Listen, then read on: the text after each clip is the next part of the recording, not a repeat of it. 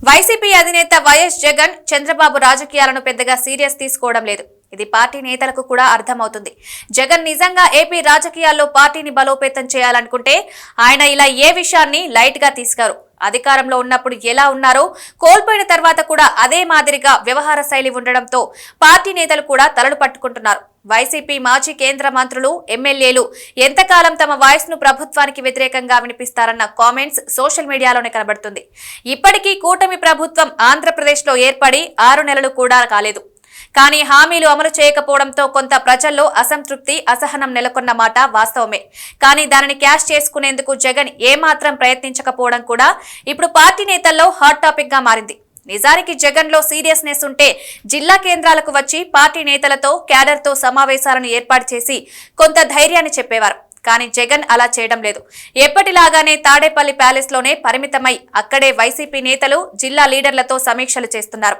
జిల్లాలకైతే party అధ్యక్షులను నియమిస్తున్నారు. కానీ వారిని cadre కు పరిచయం చేయడమే కాకుండా వారికి జిల్లాలోని అన్ని నియోజకవర్గాల్లో బాధ్యతలను అప్పగించాలి.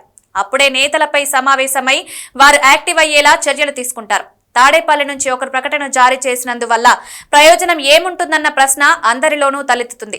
మరోవైపు ఆయన తాడేపల్లిలో ఉండేది తక్కువ, బెంగళూరులో ఉండేది ఎక్కువగా ఉంటుంది.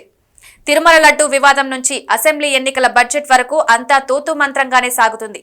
ఏదో అన్నామంటే అన్నాంలే అన్న తరహా తప్పించి అధికార పార్టీ వైఫల్యాలను ప్రజల్లోకి బలంగా తీసుకెళ్లలేకపోతున్నారు. కనీసం మీడియా సమావేశం పెట్టేటప్పుడు స్క్రిప్ట్ చదువుకుని మాట్లాడి ఉంటే సరిపోయేదని వైసీపీ నేతలే అంటున్నారు. కనీసం ఎక్సర్సైజ్ లేకుండా మీడియా సమావేశాలు పెట్టి జగన్ అబాసుపాలు అవుతున్నారన్న కామెంట్స్ జోరుగా వినిపిస్తున్నాయి.